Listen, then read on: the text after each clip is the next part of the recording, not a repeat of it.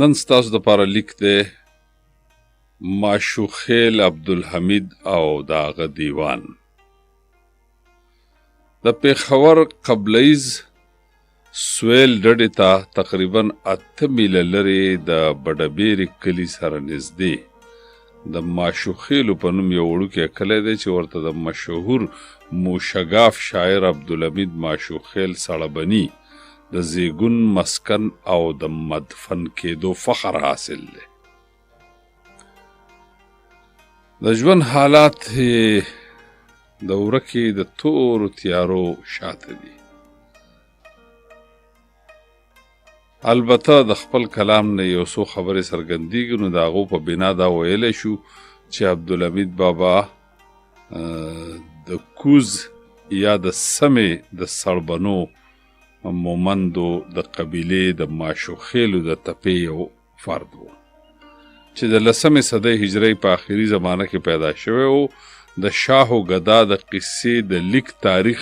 هغه خپله داسې لیکي چې په زړه کې مې لړم د دې فکرت و سن 1030 کال د هجرت و. په خپل دیوان کې یو ځای کې دا ویلي دي له هغه چې پوهېدلی په ښه بد یم، رسېدلی د 55 تر حد یم، یعنې 55 کاله. او په بل ځای کې وایي چې پیرۍ مې ګیره سپینه کړه ملا غبرګه، چې پیرۍ مې ګیره سپینه کړه ملا غبرګه، بویه قد د سروې قد عصا تر تخرګه. او دا چې سپینې ګیرې زما عشق کوټه روپۍ کړه، سپینې ګیرې زما عشق کوټه روپۍ کړه، هېڅ یې نه قبلوي ښکلي په سودا کې. بله دا چې اورنګزیب بادشاه د ده په مخ کې مړ شوی دی، لکه چې ویلي دي څه به شور نه وي د هند په میخانه کې چې اورنګ څخه د عمر جام نسکور شو. د دې نه 1118 هجري جوړیږي د ابجدو په حساب. بیا لیکي چې د ښکلو د درګاه ګدایي مومي هی توبه د محمد شاه له سلطنته، یعنې د 1113 هجري نه واله تر 1160 هجري پورې د محمد شاه سلطنت و. د دې تاریخونو چې په خپلو کې مطابقت راوستی شي، نو دا تخمینه لګي چې دی په 1055 یا 80 خواوشا کې پیدا شوی و او په کال 1113 نه واله تر 19 کې پوخ عمر ته رسېدلی و. او بیا په قول د میجر راورټي په 1145 کې د کمو زیات 80 کالو په عمر کې وفات شو او ملته په خپله هدیره کې ښخ شو.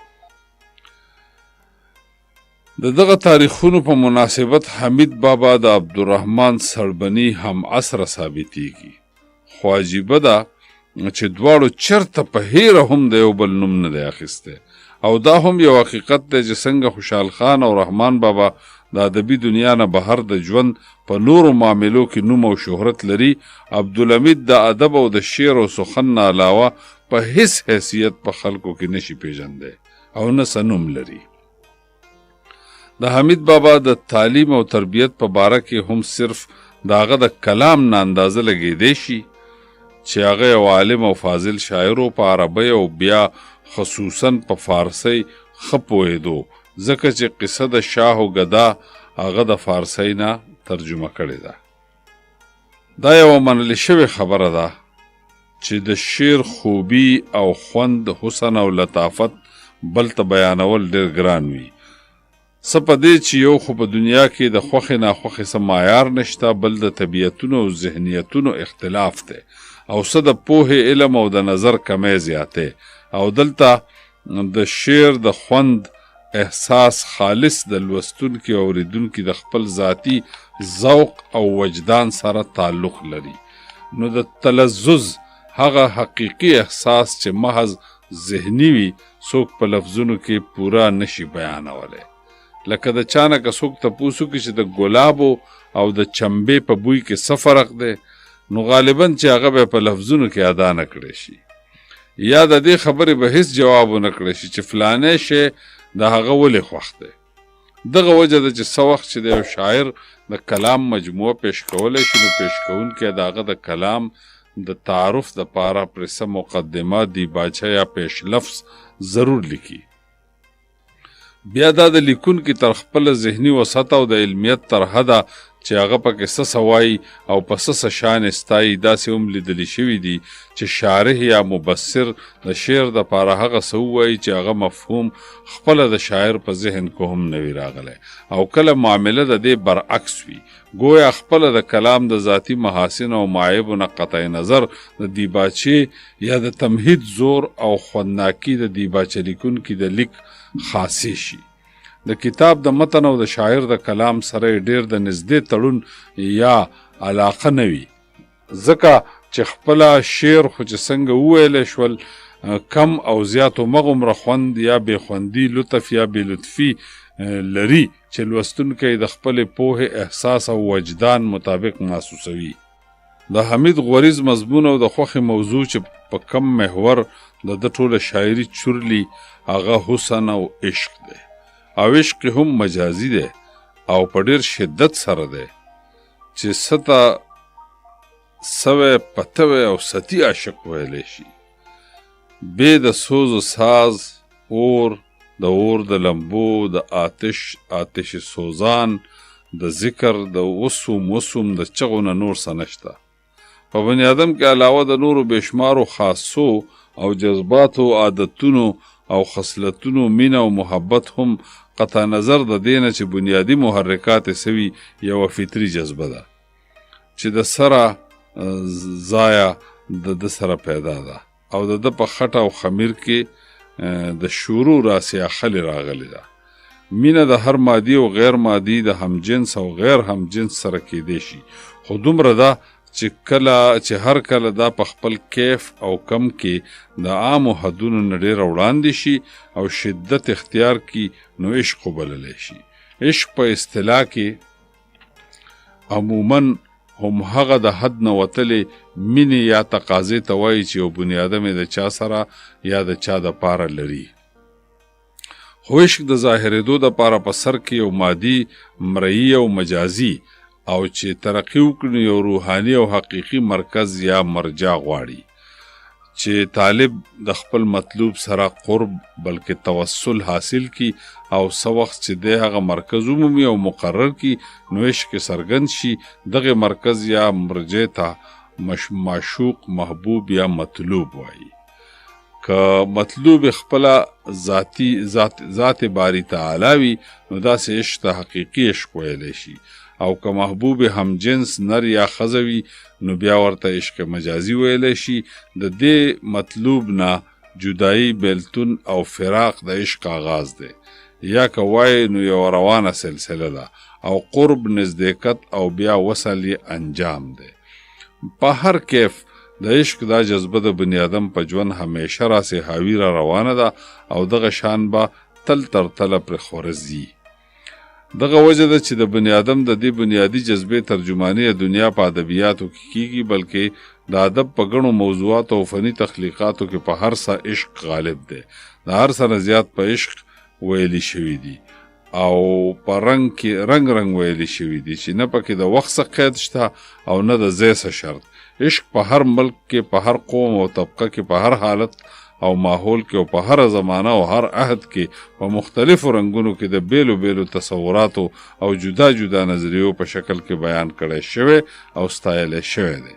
په پښتو شاعرۍ کې هم د عشق موضوع د ډېر پخوا راسې را روانه ده. په پښتو کې هم د عشق تصور په قسم بیان شوی دی. شاعرانو پرې په رنګ خپله طبع ازمایلې ده بلکې ډېر ادیبان او شاعران خو داسې تیر شوي دي چې هغوی په خپل ژوند کې سیوا د عشق د موضوع او عنوانه په بل باب کې اډوسه ویلي نه دي. په پښتنو شاعرانو کې د عبدالحمید معشوق خیل زیاته شاعري د حسن او عشق په موضوع اړه لري. خو په هر دور کې د سیاسي انقلاباتو د زمانې د گردش او تغیراتو او د ژوند د حالاتو د بدلیدو په وجه چې څنګه د خلکو په طبیعتونو، مزاجونو او ذهني رجحاناتو اثر کیږي، په تهذیب او تمدن کې فرق پیدا کیږي. دغه شان ورسره د شاعرانو افتاده تبع د نظر زاویه او د عشق د پاره تصورات او نظریات هم بدلیږي. په پښتو شاعري چې څو وخت راسي د فارسی بانو او د عربو د تهذیب او د ادب اثر شوی دی، نو پکې د حسن یوسف، د لیلا مجنون، د شیرین فرهاد او د آتش نمرود هغه تلمیحات، د سیمتنو، موکمرو، غنچفمو، گلرخو، محجبینو، پری پیکرو او سروقه د معشوقو، د ابرو کمانو، مشکین خالو، چاه زنخو، دردندانو او د شکرلبو د خایس او حسن تشبیحات، د ګل او بلبل، د شمع او د پروانه، د سمندر او د ققنس او د هما تمثیلات، معشوقانه انداز، د غمزه، د عشوه، د شبنم، د جړا، د ګل د خندا، د عشق، د ګلچین د بیداد، د سیاد نه فریاد، د برق د تاراج او د خزان د تاړاق اشارات او کنایات او داسې نور په شلګونو اصطلاحات د ځایي او مقامي او قدرتي سیزونو او کوایفو په ځای د بارني اشیاو بیان راګډ شو. او تر دې حده چې کچېرې د شاعر د طرفه د بیان کړي صفتونو مطابق څوک د هغه د محبوب تجزیه وکړي یا په کاغذ د هغه تصوراتو په بنا یو شکل جوړ کړي، نو بالکل یو داسې هیوله به تسازه شي چې بیا ورته د محبوب نوم ورکول او بیا یې خوښول خو پاتې شول. یو خواته که کرکه ترېنه وشي نو دا کارټون د خندا او مسخرو خو به ضرور شي، لکه خپله د حمید د یو کچه خوله هلک معشوق تصویر به داسې جوړ شي چې د قد په ځای به د سروې یا د چینار ونه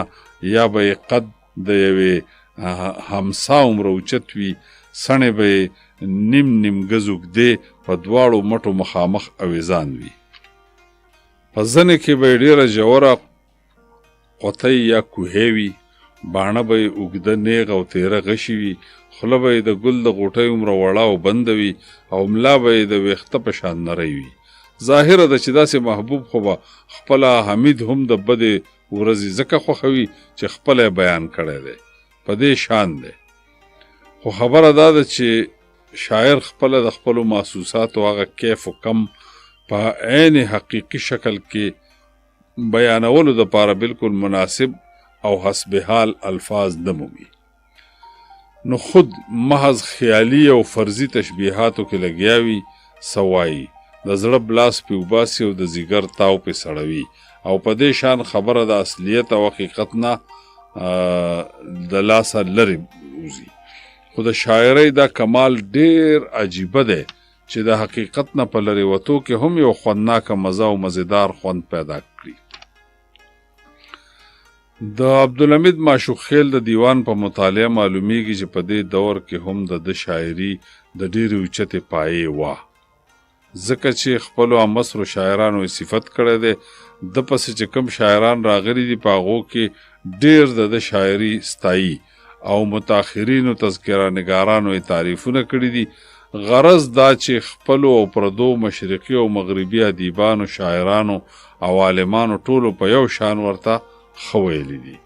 په مشهورو مستشرقینو کې میجر راوټي د ګلشن روح په دیباچه کې لیکي د حمید دیوان در او مرجان په پښتنو کې د ډېر صفت جوګی او کتاب دی، او د خپل پښتو ګرامر په مقدمه کې لیکي داسې قسم احساساتو ته د یورپ مصنفین د قدر په نظر ګوري. حمید یو فلسفي شاعر و چې خلک ورته د پښتو سادي وایي. مسټر هنري والټر بیلیو د حمید حسیات د قدر قابل دی او د هر یورپي مصنف د دلچسپۍ باعث کېدی شي. حمید د کلام په پوخوالي کې د پښتو سادي دی او وجدانن ویلی شم چې د غزلیات د نورو شاعرانو په مقابله کې بې د خوشحال خان نه په اوله درجه کې راځي. د غزلیات په در او مرجان مشهور دي. پیر محمد کاکړ لیکي پس لروی موشگاف عبدالحمید دی چې یوې ښه نازک نکتهدان شعر. قلندر افریدی لیکي د پښتو ژبې په شعر په دا خپله زمانه کې پرې د نشو قلندره بې حمیده بل حریف. عبدالعظیم سواتی وایي بیا رحمت په ماشوال عبدالحمید شو چې جوړ کړی د کتاب د خروخان. بیا رحمت په ماشوال عبدالحمید شو چې جوړ کړی د کتاب د خروخان. بحث د عشق د دې کتاب د په هر بیت کې د باران په دود پر جاړي عاشقان.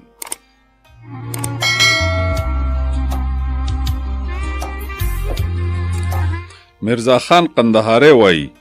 بل حمید موشگاف د خیال په شعر سبا وایم ناسفتا دور یې پیل. شمس الدین کاکړ وایي پس لدنه موشگاف عبدالحمید د باریکی د کلام د ځان د شعر. عبدالله محزون قندهاری وایي د عبدالحمید د ژبې څه صفت کم د عبدالحمید د ژبې څه صفت کم مونده نشي په پښتو کې بله ژبه. قاضي میر احمد شاه رضواني لیکي بیا په دور د تیمور شاه او دل لورایا ماشوخیلو کې راوخوت حمید خان چې وپیل په زور د طبیعت خپل د الفاظو په ځای ستوري د اسمان. غرض چا ورته د پښتو سادي، چا ورته د پښتو بیدل او چا ورته د پښتو فردوسي او نظامی خطاب ورکړی دی. د دې نه یو سړی اندازه لګولی شي چې د حمید کلام د پوهو خلکو په خیال کې او د اهل نظرو په نظر کې څومره اوچت مقام لري. هر چا ورته د خپل خیال د نزاکت او باریک بینۍ په بنا موشگاف ویلی دي او کلام یې د بې اندازې خوبیو په وجه په دور او مرجان یاد کړی شوی دی. د حمید د تبازمایه میدان زیات تر غزل دی او په غزل کې هم ځان ته یو بیل رنګ قایم کړی دی. قیاس دا وایي چې د مخکې خو به د خوشحال او د رحمان دواړو رنګونه موجودو، خو دی په یوه پسې هم لا نړو. د تشبیحاتو د استعارو او اشارو کنایو استعمال ډیر زیات کړی دی او په دې فن کې د استازۍ تر حده رسېدلی. سره د دې چې په کلام کې خیالات په ډیرو ځایونو کې ژوروالی او درونوالی کم لري، خو بیا هم د عشق په سوز و ګداز، والهانه انداز او مجنونانه صفاتو په طرز بیان کې او د لفظي مناسباتو او رعایاتو په وجه په کلام کې خوږوالی، نزاکت او لطافت ډیر زیات دی. د په شعرونو کې به کمتره چرته داسې شعر راوځي چې ساده به وي. ګنې په هر شعر کې د خیالاتو ندرت، د مضمون نزاکت، د تشبیه جدت او د مثال یو بې مثاله لطافت موجود دی. لکه وایي پرموز د یار د شونډو یار پوهیږي، د میخور زده سوال جواب د میفروش. په مدد د وچ ګوګل د لمدو سترګو تماشه د بحروبر کوم په کور کې. نور عالم که په کیمیا زر کوي خاورې، ما زر خاورې کړه د مینې په کیمیا کې. یا لکه په دې غزل کې د استعارو څومره اوچتې نمونې خایلې دي. د قدرتي تشبیحاتو او د فطرت په نازکو او لطیفو تمثیلاتو کې څنګه اعلی مصوري او منظرکشي کړې ده. وایي خط په مخ د صنم راغی، که سپوږمۍ شوه په حاله کې، دا یې غاښ په خوله کې زیب کا، که ژاله شوه په لاله کې، لکه ونخلي مرغیه په سست دام د سلو لومو، هسې رنګ پریشانو زلفو کې استم په کشاله کې، او چې هسې رنګ سحر جادو کړه په نظر د شهلا سترګو، نه سیال په هند کې شته دی نه ثاني په بنګاله کې. دا زما له غمه شین زړه پکې خیال د یار د شونډو، هسې رنګ زیب و زینت کا لکه مۍ په شنه پیاله کې.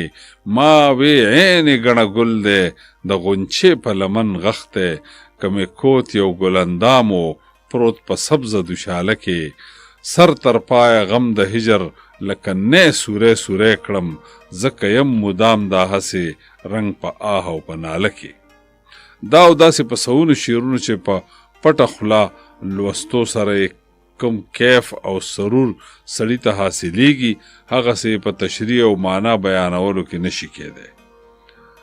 په حمید کې دا کمال هم شته چې یو خیال په بیا بیا بیانۍ او په تکرار سره پکې بې خوندي نه پیدا کیږي، بلکې خوند پکې زیاتیږي. لکه دا یو خیال په رټ رټ ورپسې جاړه که یار غواړې، په ورټ ورپسې جاړه که یار غواړې مونده کېږي دغه دور په دا دریاب کې. یا بل ځای کې بیا په دې شان وایي که یار غواړې هومره جاړه څو درځي عبدالحمیده دا په دا چې دور مونده شي په دریاب نه په ناله کې. په حمید کې د مضمون آفرینۍ کمال حد ته رسېدلی دی. په فارسۍ کې څنګه د صاحب عرفي او بیدل د دې مکتب خاوندان شمیرلی شي دغسې په پښتو کې حمید هم ځان ته یو مکتب لري. د حمید نه پس په دې فن کې علي خان او کاظم خان شیدا ډېر زیات کمالات ښیلي دي، ډېره ترقي کړې ده، خو په هر صورت عبدالحمیدي د استاذۍ په مسند ناست لیدی شي. بنیاد د ایښی دی، اول سر کې مکان د جوړ کړی دی او نورو بیا هم دغه عمارت ته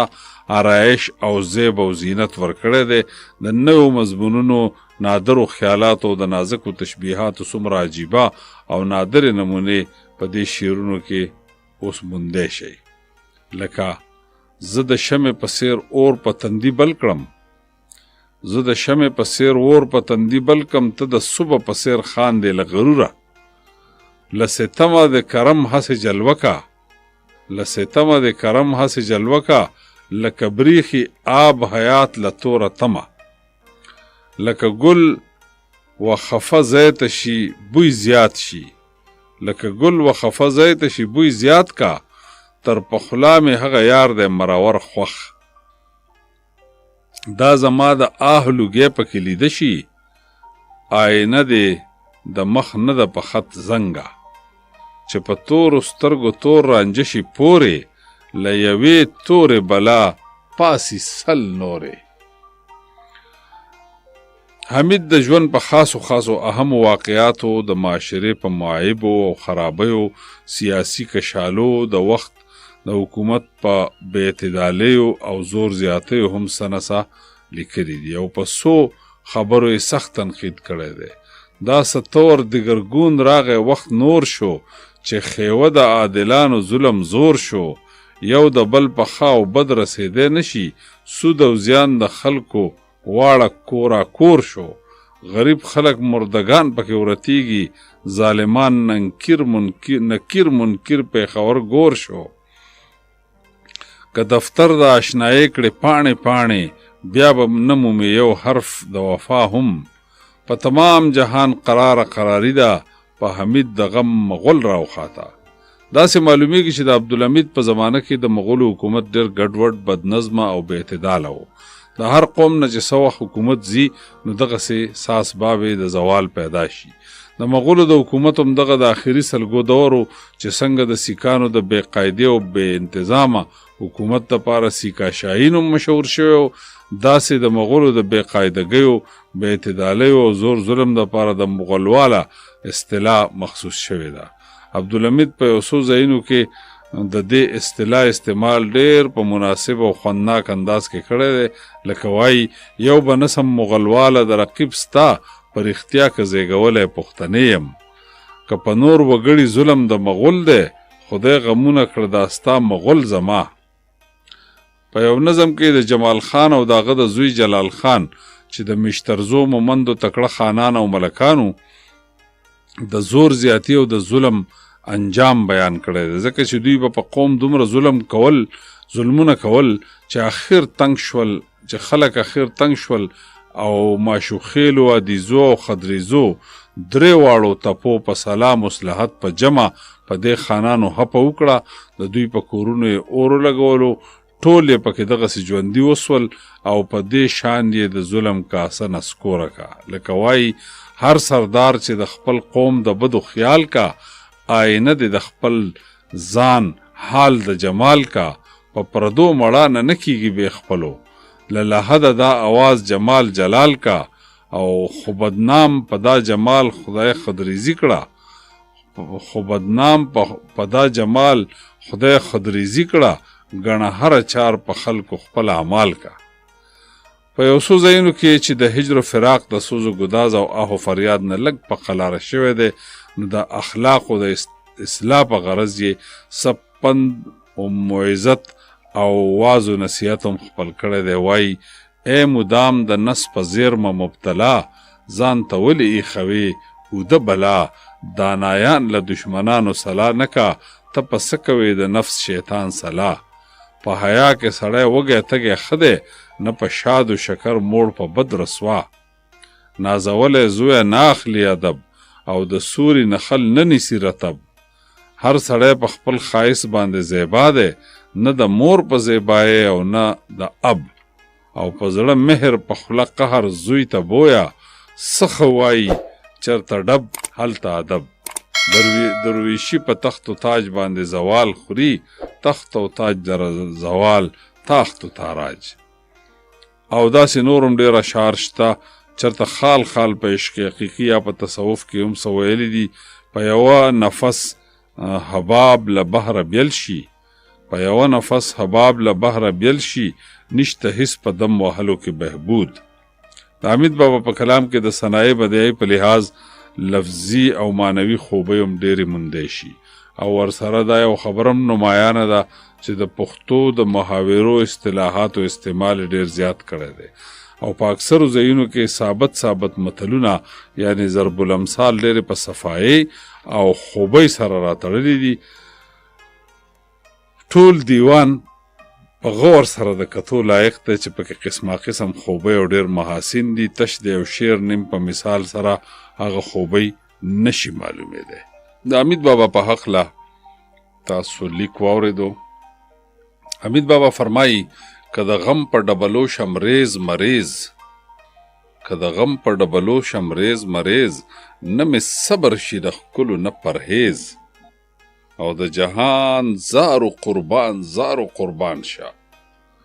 د جهان زارو قربان شه د خوبانو د کنزلو ترمکیز او چې نظر په نوخیز حسن کړم د ښکلو چې نظر په نوخیز حسن کړم د ښکلو راته حس شي د بهار د ګلو خیز او زه د یار مړه او کتو ته حیرانېږم چې ګزار کاندي په سسته لینده تیز او په سینه زما سیده کړي هزار غشي چې په قهر راته وګوري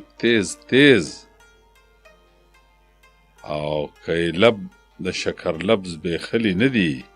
د حمید زبان په څه شو شکر ریز حمید بابا د پښتو غزل یو ډېر لوی استاد شاعر دی او د ده په شاعرۍ کې چې کوم خاصیتونه کم کمالونه دي نو دا د نورو شاعرانو په شاعرۍ کې نه ښکاري او د هغې وجه دا ده چې حمید بابا یو خو ډېر اخلاصمند انسان دی د خپل کلام سره ډېر عشق کړی دی ډېر په مینه لیکلی دی د یار غم له خپله ځانه کړم بېځانه ځکه ویره د ځان ورکه شوله مانه او دا تلاش زما د مرګ نه دی نو څه دی چې ګلګونې جامې اغوندې جانانه او په رښتیا که ته لیلا یې که په رښتیا که ته لیلا نه یې زه چا کړم د مجنون په سیر بې سر او بې سامانه د مجنون په سیر بې سر او بې سامانه که ګذر د باغ په لور کړې زه ضامن یم که د سروه په رکاب نه شوه روانه او چې ستا په ګل رخسار باندې نظر شي آینه شي د نرګس په دود حیرانه هسې قیاس زما غیرت په خپل غیرت کړم لا غیاره لرې اوسه مهربانه په حمید د یار له غمه سخت ساعت شو ربه ته یې دغه ګرانه کړې اسانه او دا خبر د یار د تلو په حمید وشو که یې پرېوت په سر کاڼی له اسمانه نو حمید بابا چې دی د هغه په شاعرۍ کې هیڅ شک نشته چې هغه ډېره لویه شاعري ده او زموږ د غزل ډېر خواږه او ډېر نازک او ډېر نفیس خیالونه د حمید بابا په کلام کې خوندي شوي دي او ځکه خو په خپله وایي چې فارسیبانو د حیرت ګوتې په غاښ کړې